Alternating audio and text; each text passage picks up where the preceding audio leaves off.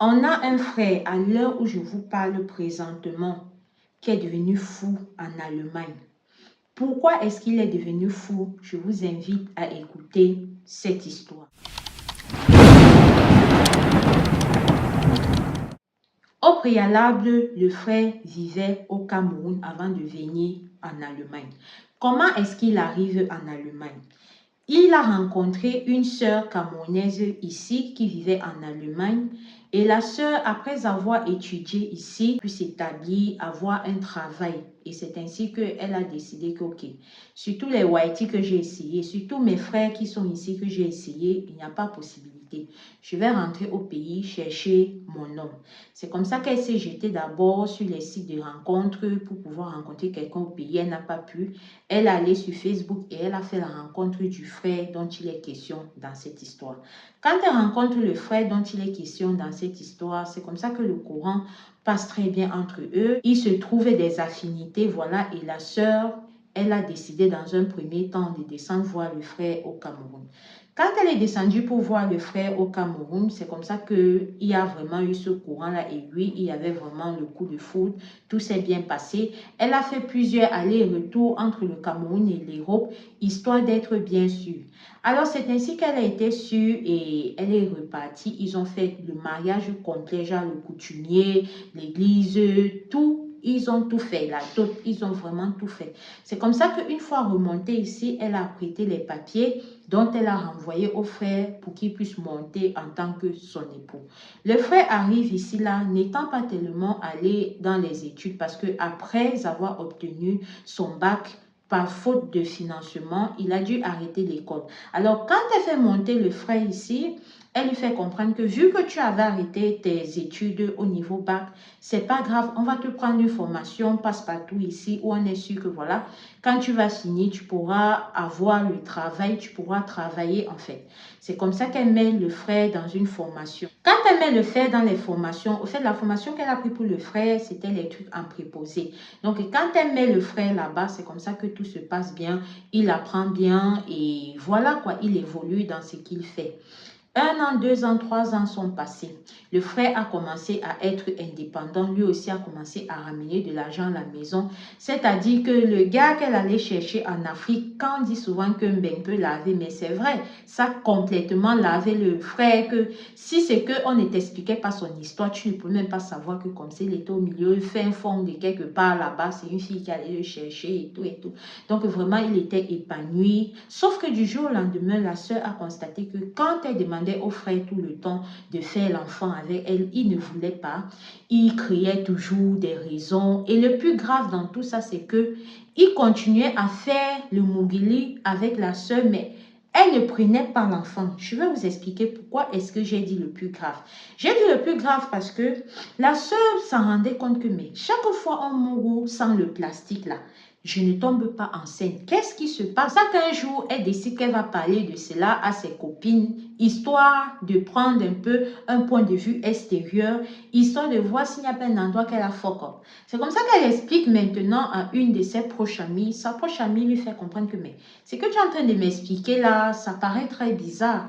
Moi, ce que je te propose, c'est est-ce que tu ne pourrais pas éventuellement, quand vous finissez de faire le mougouloui là, tu prends son liquide là qui sort après et tu peux un peu faire des examens parce que je ne comprends pas tel que tu es en train de me donner les détails.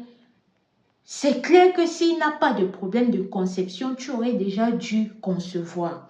C'est comme ça que sur les conseils de sa copine, la sœur prend le liquide du monsieur là. Après avoir mougou, elle est partie dans un laboratoire avec histoire d'analyser. Quand les résultats sont tombés, je vous assure, la sœur est tombée de nu. Pourquoi?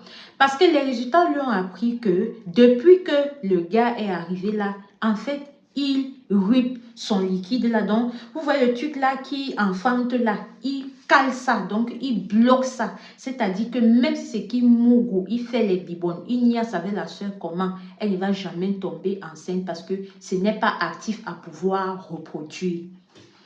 Un homme que tu allais épouser avec ton argent au Cameroun. Quand la sœur a appris ça, elle ne savait pas quoi faire. Elle repart vers sa copine que est-ce que je vais confronter le gars ou je fais comment? Sa copine lui dit que ah, où tu es là maintenant? tu sais combien tu as dépensé pour ce gars. Si tu pas confronté que ça se passe d'une certaine manière là, est-ce que tu vas pouvoir accepter ça? D'autant que la sœur, c'est l'amour que tu veux voir. Elle est éperdument, follement amoureuse de ce gars. Donc, c'est là où sa copine lui dit que si c'est que tu veux faire l'affrontement là, vu qu'il connaît les sentiments que tu as pour lui, il va te laisser et ça sera un bon débarras pour lui. Je te propose de rester tranquille, mène un peu tes enquêtes pour voir ce qu'il peut utiliser pour ça, échanger peut-être les médicaments, bref, essaye de faire quelque chose, mais ne l'affronte pas. C'est comme ça que la sœur est restée, elle a fouillé, elle n'a pas trouvé. Et elle se dit, telle qu'elle m'a raconté, que sûrement le gars gardait ça à son lieu de service. Elle est restée un jour où ça l'a vraiment choqué, c'est que elle avait maîtrisé le mot de passe du téléphone de son mari. Alors, elle décide d'entrer un peu, histoire de voir si le gars n'a pas un autre bureau, histoire de voir s'il n'a pas une roue de secours. Parce que même entre-temps, le niassement là, ce n'était plus trop ça. Les mougoulis, ce n'était plus trop ça. Quand elle entre, elle s'en rend compte que son mari à elle, je n'ai même pas dit son gars, son mari est en pleine relation avec une whitey allemande. Et le mari dit à cette whitey-là que moi où je suis là, ma femme avec qui je vis, je ne la veux plus. Je vais la quitter pour toi. Et où ça choquait la sœur, elle n'arrive même pas à comprendre comment est-ce que ça s'est passé. La dame est enceinte de son mari. Et quand elle lit les mois, elle se rend compte que la grossesse de la whitey est déjà avancée. Donc, c'est là où elle s'assoit encore, elle fait une rétrospection, elle se rend compte que, à partir du moment où elle a commencé à mettre la pression au gars que je veux l'enfant et tout, et qu'il a commencé à refuser, et qu'elle s'est rendue compte qu'il bloquait le mouvement qui fait l'enfant là, c'est parce que il a su que la whitey était enceinte, il savait qu'il voulait déjà quitter la sœur et il a fait comme ça là pour qu'elle ne porte pas son enfant, histoire de ne pas être liée avec elle. On peut être ingrat comme ça. Quand la soeur a pris ça, elle a encore reparti avec sa copine. Sa copine a dit que mais non, on ne peut pas dépasser les bornes comme ça. C'est là où sa copine lui a dit que moi je connais quelqu'un là-bas au pays. Tu me donnes seulement son nom complet et sa photo, on va faire le travail. Dans la colère et tout, c'est comme ça que la soeur a donné le nom. Et la photo du gars, on a allé la parente, le gars Zen. Donc voilà ça comme ça, il est en Allemagne aujourd'hui là. Il perd la tête. Il a été mis dans un hôpital psychiatrique. Elle est venue me raconter ça parce que, voilà, à un moment donné, ça pesait. Elle n'arrivait pas à garder pour elle. Il fallait qu'elle se confie, il fallait qu'elle parle et elle avait besoin de vos conseils.